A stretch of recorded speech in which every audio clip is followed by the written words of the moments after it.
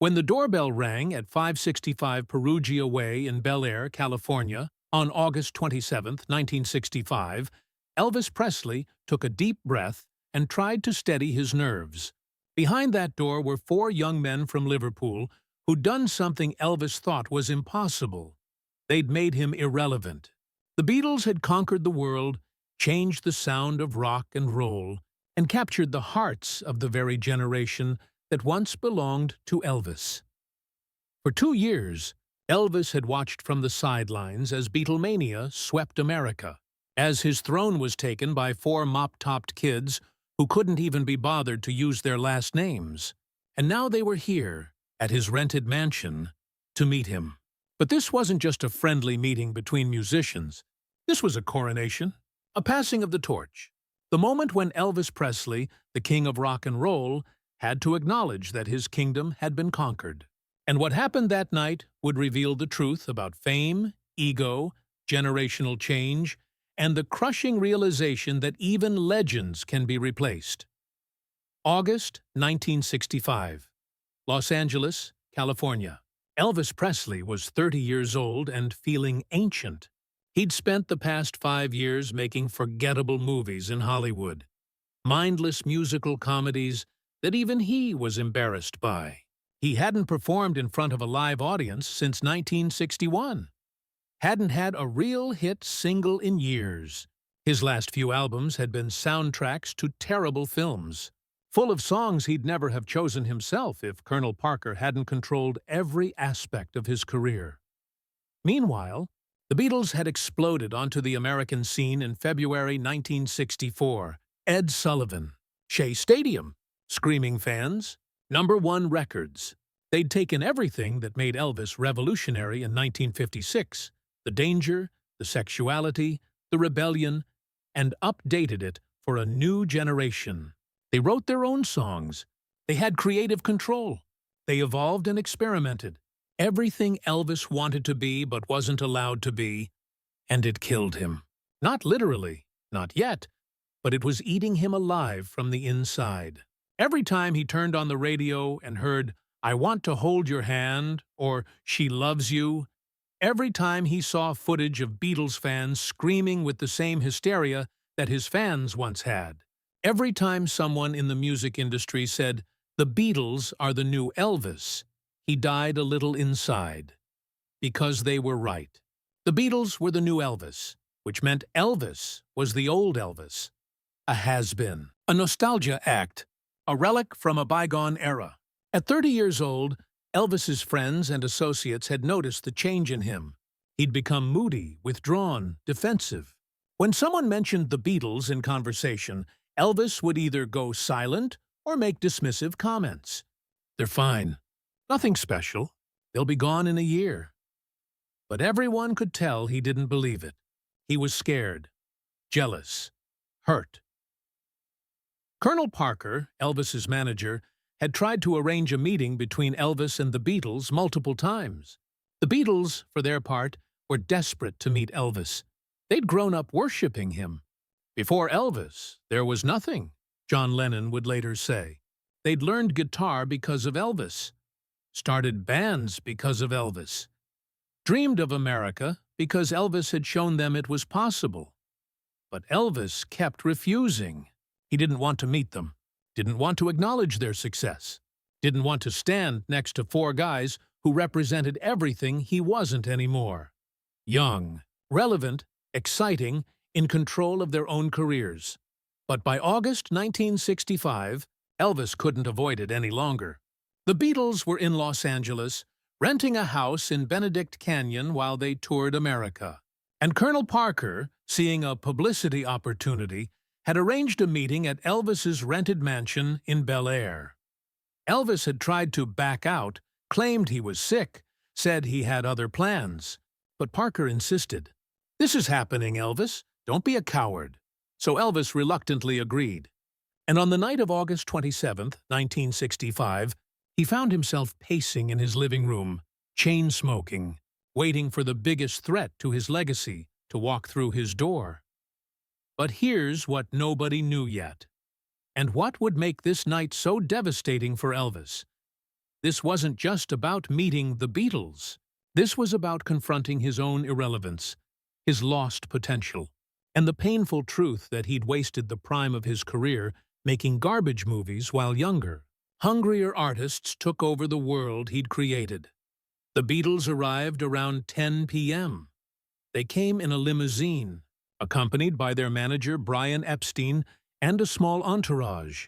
Security had been tight. Fans had somehow discovered where Elvis was staying, and dozens of them were camped outside the gates, screaming whenever a car pulled up. It was a reminder that both Elvis and the Beatles lived in fishbowls. Constantly watched, constantly performing, never quite alone, Elvis's own entourage, the Memphis Mafia. His group of friends and bodyguards were already there, along with Colonel Parker, who was working the room like the carnival barker he'd once been. Parker was in his element, schmoozing with Brian Epstein, already calculating how this meeting could be monetized, how he could spin it for publicity. When the Beatles walked in, there was an awkward moment of silence. Elvis was sitting on a couch in the living room, trying to look casual, holding a bass guitar and pretending he'd been playing it. He'd changed outfits 3 times before they arrived, trying to find something that looked effortless but impressive. He'd settled on dark pants and a red shirt, his hair carefully styled even though he wanted to appear relaxed. The Beatles stood in the doorway, suddenly shy.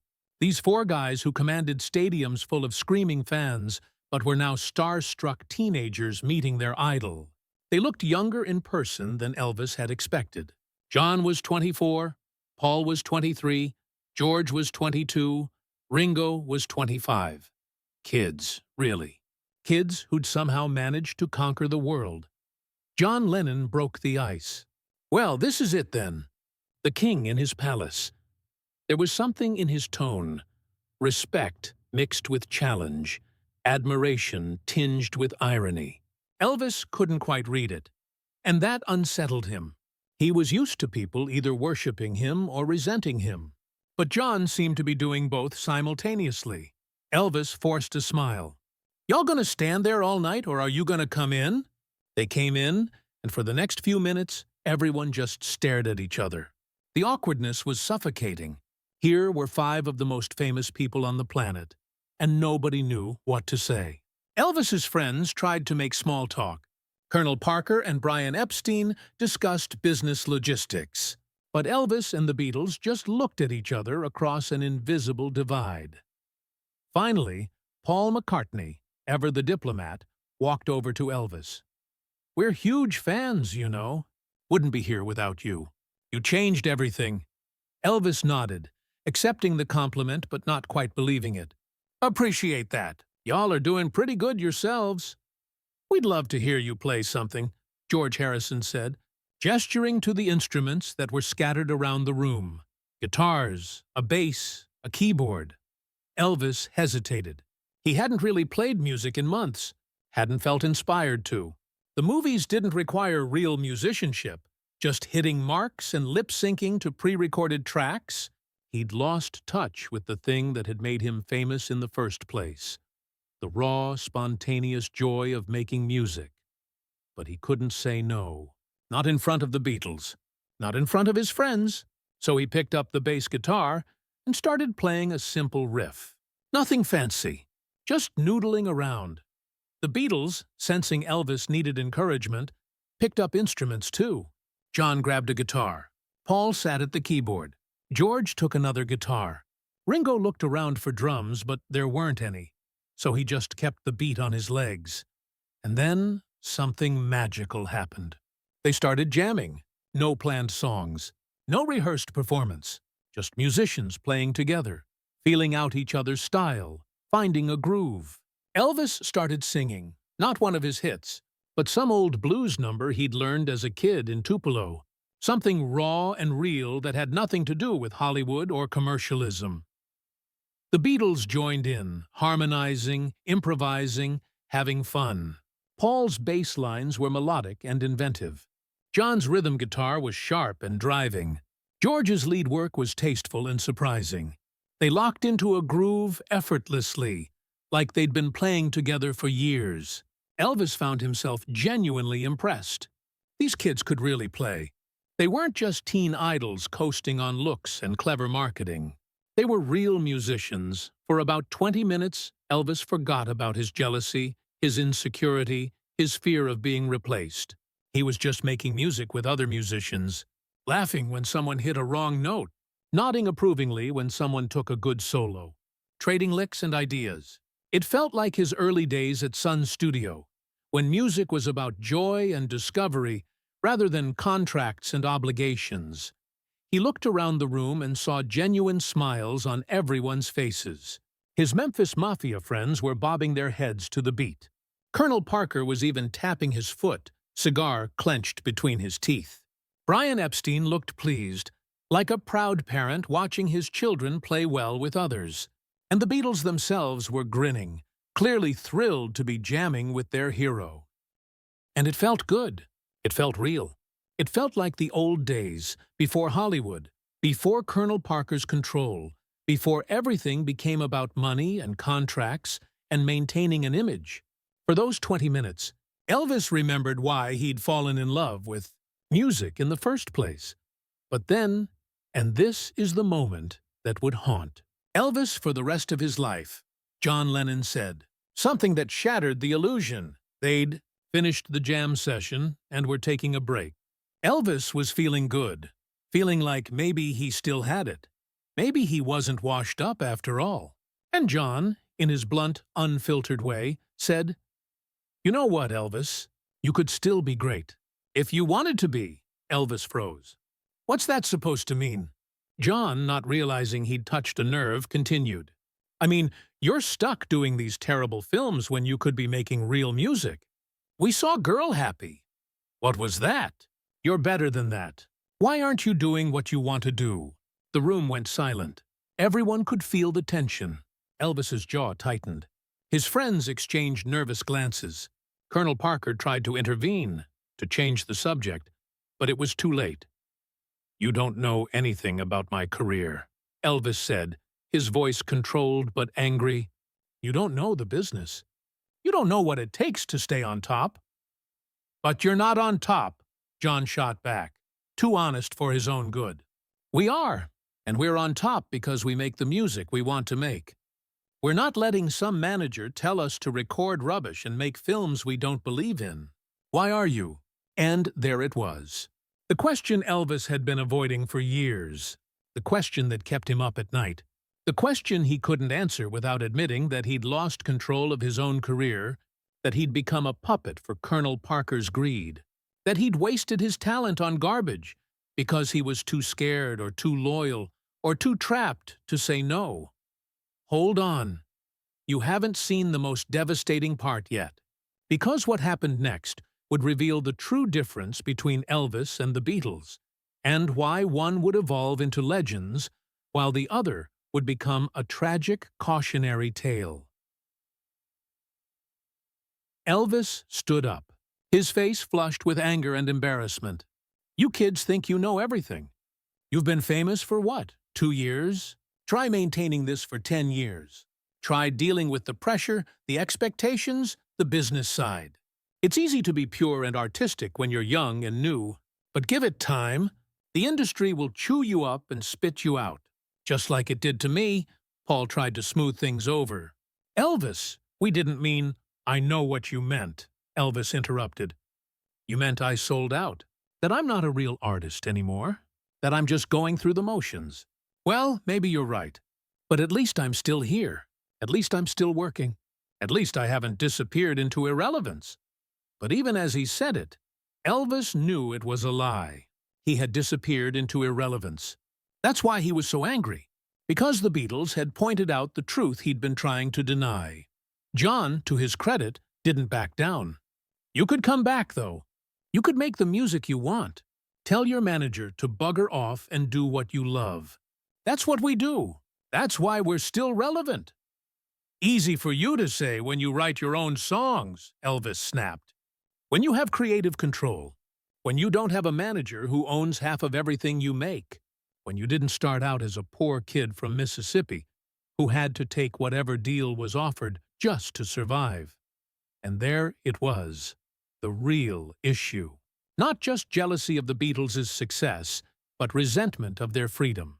They had what Elvis wanted, but could never have control over their own careers. They were artists. He was a product. They made choices. He followed orders. They were free. He was trapped. The tension hung in the air for a long moment. Then George, ever the peacemaker, suggested they play some more music. Everyone agreed, desperate to move past the uncomfortable confrontation.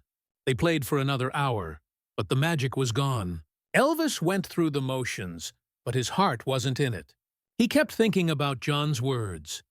You could still be great. If you wanted to be, if he wanted to be, as if it was a choice. As if he could just decide to reclaim his career, and it would happen. As if Colonel Parker would allow it. As if Hollywood would suddenly start offering him serious roles.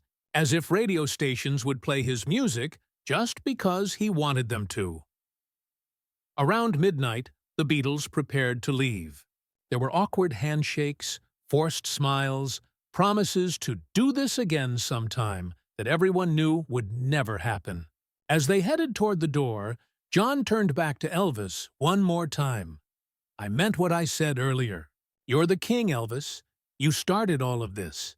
But kings can be overthrown if they stop fighting for their throne. Don't let them take it from you. Take it back.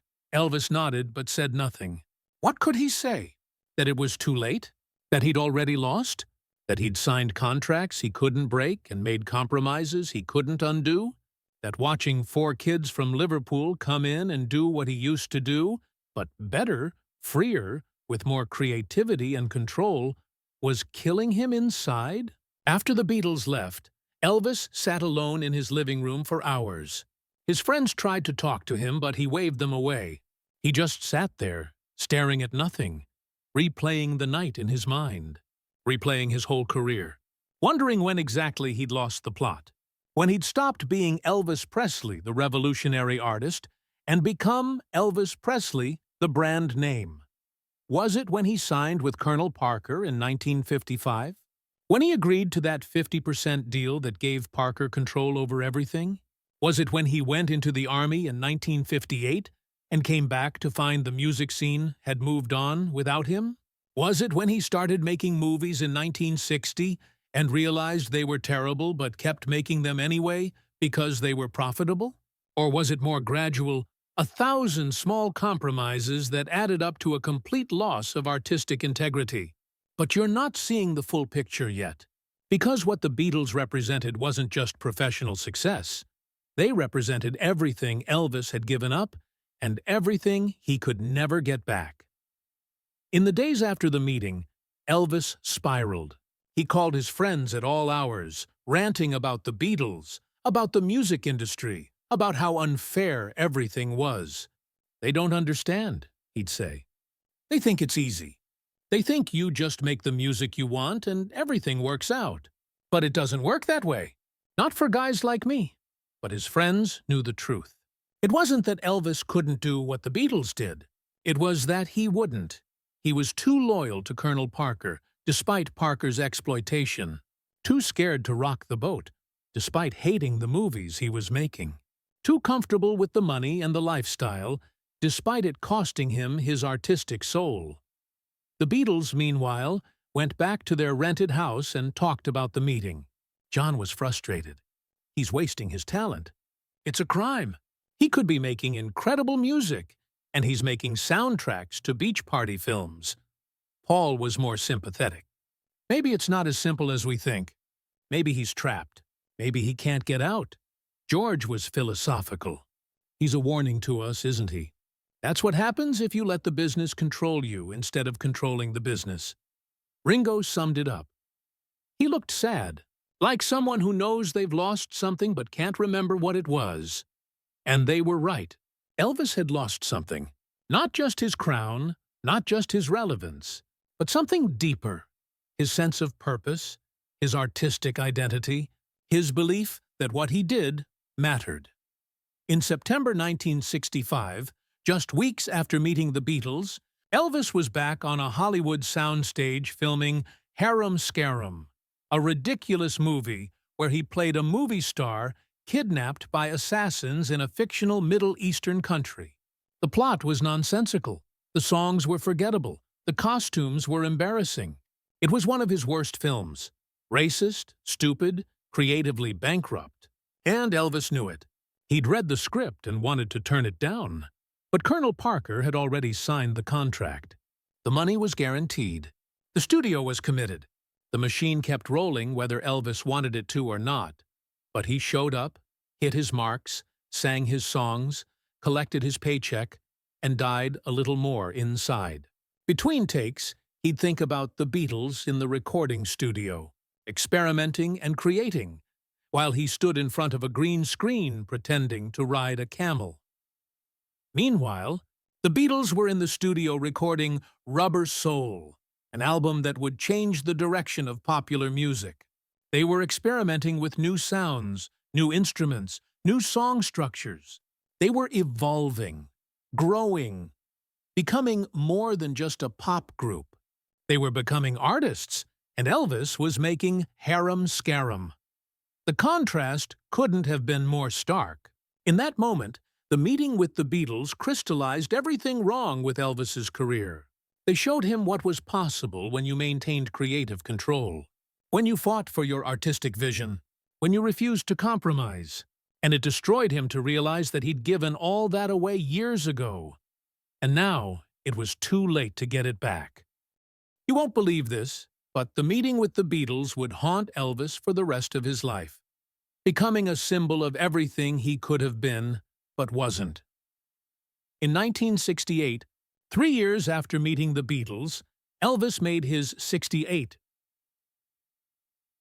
comeback special, a raw, powerful television performance that reminded the world why he'd been the king in the first place.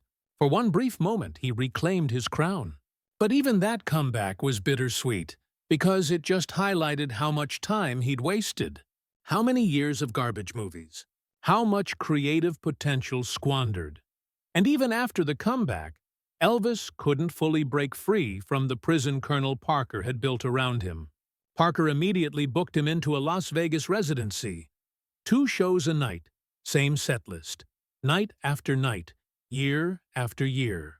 It was profitable but artistically deadening. Elvis was performing, but he wasn't creating. He was maintaining the brand, not evolving as an artist. Meanwhile, the Beatles kept evolving. Sgt. Pepper's Lonely Hearts Club Band. The White Album. Abbey Road. Each album was a statement, a risk, an artistic leap. They broke up in 1970, yes, but they went out on their own terms. They burned bright and fast rather than fading slowly into mediocrity. Elvis would sometimes watch Beatles documentaries or listen to their albums late at night at Graceland. His friends would find him in the music room at 3 a.m. playing Beatles records, studying them, trying to understand how they'd managed to do what he couldn't. Maintain artistic integrity while being commercially successful. They figured it out, he'd say sadly. They figured out how to be true to themselves and still be successful. And I never did. I sold out on day 1, and I never stopped selling out. One of his friends once asked him, "If you could go back to that night in 1965, what would you say to them?" Elvis thought for a long time. "I'd tell them they were right. I'd tell them thank you for trying to wake me up. And I'd tell them I was sorry for being defensive. They were trying to help me see what I was doing to myself, but I was too proud and too scared to listen." In Elvis's final years, the bloated, drug-addled, desperate years before his death in 1977, he'd sometimes mention the Beatles to the people around him, not with jealousy anymore, but with genuine admiration mixed with regret. "John had guts," he'd say. "He told me the truth to my face when everyone else was too scared to challenge me. And I got angry at him for it. But he was right. I could have been great. I could have fought for control. I could have said no to Colonel Parker. But I didn't. And that's on me." When John Lennon was murdered in December 1980, 3 years after Elvis's own death, the remaining Beatles spoke about Elvis in interviews. Paul said, Elvis was a hero to us. But when we met him, we could see he was trapped. It was heartbreaking. Here was this icon, this legend, and he'd lost himself somewhere along the way. George said, "Meeting Elvis taught me something important. Fame and success don't mean anything if you're not in control of your own life." He had everything and nothing at the same time. Ringo said, "He seemed lonely, like he wanted to break free but didn't know how. Or maybe he knew how, but was too scared to do it." The tragedy of that night in August 1965 wasn't that Elvis met the Beatles. The tragedy was that meeting them showed Elvis exactly what he'd lost, and made him realize it was too late to get it back. They were a mirror reflecting his own failure, his own compromises, his own wasted potential. That's the night the King met the Beatles. But really, it's the story of what happens when you meet a younger version of yourself, a version that still has the courage and freedom you've given away. It's about the crushing realization that the revolution you started has moved on without you. It's about watching your own replacement rise while you sink into irrelevance. Elvis Presley died on August 16, 1977. He was 42 years old. In his final years, he'd sometimes watch footage of himself performing in the 1950s, young, dangerous, electric, and he'd wonder what happened to that person. Where did he go? When did he disappear? The answer, though Elvis never quite accepted it, was that he disappeared the moment he chose safety over risk, money over art, Colonel Parker's control over his own creative freedom. He disappeared gradually, compromise by compromise, until all that was left was the image of Elvis Presley, while the real person withered away inside. The Beatles, for all their own problems and eventual breakup, never made that mistake. They fought for control. They took risks. They evolved. They went out on their own terms. That's why their legacy grew while Elvis's faded. That's why they're remembered as artists while he's remembered as an icon, a symbol of what could have been rather than what was, and it all started with a handshake, a jam session, and one uncomfortable truth delivered by John Lennon. You could still be great if you wanted to be, but Elvis didn't want to be great, not badly enough to fight for it, not badly enough to risk everything, and that's the saddest part of all. Not that he couldn't be great again, but that he chose not to try. Tell us in the comments, do you think Elvis could have made a comeback like the Beatles suggested?